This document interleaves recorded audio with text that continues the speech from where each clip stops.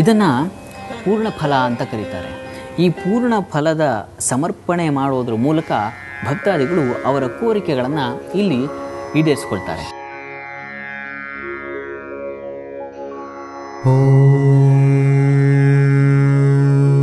ಶ್ರೀ ಹನುಮತೆ ನಮಃ. ನಾನು 2010ರಿಂದ ಈ ಕಾರ್ಯಸಿದ್ಧಿ ಆಂಜನೇಯಕ್ಕೆ ಬರ್ತಾ ಇದ್ದೀನಿ. ಎಸ್ಪೆಷಲಿ ಮಗು ವಿಷಯಕ್ಕೆ ನಾನು ಇಲ್ಲಿ ಕಾಯಿ ಕಟ್ಟಿದಾಗ ನನಗೆ ಎಲ್ಲ ರೀತಿಯಿಂದನೂ ಒಳ್ಳೆಯದಾಗಿದೆ. ಅದರ ಸ್ವರೂಪ ಹೀಗಿರುತ್ತೆ ನೋಡಿ. ಬಂದ ಭಕ್ತರು ಕೌಂಟರ್ನಲ್ಲಿ ಒಂದು ಕಾಯನ್ನು ತೆಗೆದುಕೊಳ್ಳಬೇಕು. ಅಲ್ಲಿ ಕಾಯಿಯ ಮೇಲೆ ಅವರಿಗೆ ಕೊಟ್ಟಂಥ ಸಂಖ್ಯೆ ಹಾಗೂ ದಿನಾಂಕಗಳನ್ನು ಬರೀತಾರೆ.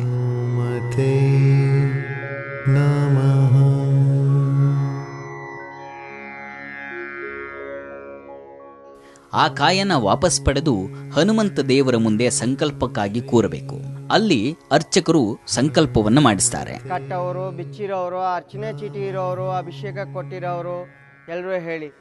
ಪೂರ್ವೋಚ್ಚರಿತ ಏವಂಗುಣ ವಿಶೇಷೇಣ ವಿಶಿಷ್ಟಾಯಾಂ ಶುಭದಿದೌ ಷೋಡಶ ದಿನ ಪರ್ಯಂತಂ ಪೂರ್ಣಫಲ ದೀಕ್ಷಾಂ ಅಹಂ ಆಚರಿಷ್ಯೆ ಎಲ್ಲರೂ ಹೇಳಿ.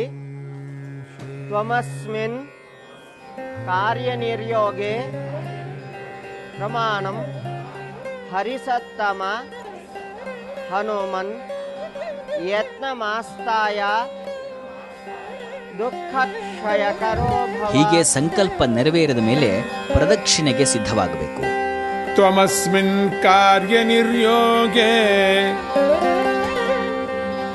ಪ್ರಮಾಣಂ ಹರಿಸತ್ತಮ ಹನುಮನ್ ಯತ್ನಮಾಸ್ತಾಯ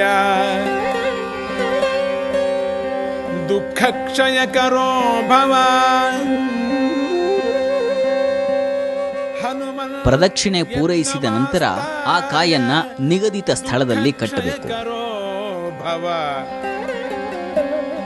ದುಃಖಕ್ಷಯಕರೋ ಭವ. ನನ್ನ ಮಗಳು ಸರಿಯಾಗಿ ಓದ್ತಾ ಇರಲಿಲ್ಲ.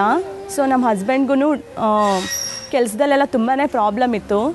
ಸೊ ನನ್ನ ಕಷ್ಟಗಳೆಲ್ಲ ದೂರ ಆಗಿದೆ. ನಾನು ಇಲ್ಲಿ ಬಂದೆ, ದೇವ್ರನ್ನ ಪ್ರಾರ್ಥನೆ ಮಾಡಿ ಕಾಯಿನ ಕಟ್ಟಿದ್ದೆ. ಸೊ ಕಾಯಿ ಕಟ್ಟಿ ತುಂಬಾ ಒಳ್ಳೆಯದಾಗಿದೆ. ದುಃಖಕ್ಷಯಕರೋ ಭವ.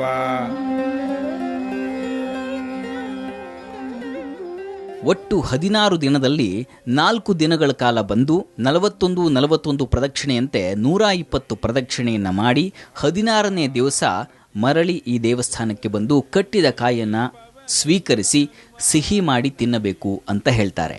ಹಾಗೆ ಮಾಡಿದರೆ ನಿಮ್ಮ ಇಷ್ಟಾರ್ಥ ಸಿದ್ಧಿಯಾಗತ್ತಂತೆ. ರಾಮಚಂದ್ರ ಪ್ರಭು ಕೀ ಜಯ.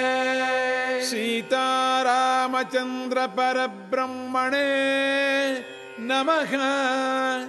ಈ ಕ್ಷೇತ್ರಕ್ಕೆ ನೀವು ಹೋದರೆ ಶುಕ್ರವಾರದಂದು ಇಲ್ಲಿ ಅನಘಾ ಪೂಜೆಯನ್ನ ಮಾಡಲಾಗುತ್ತೆ. ಮುತ್ತೈದೆಯರು ಭಾಗಿಯಾಗುವಂತಹ ಪೂಜೆ ಇದು.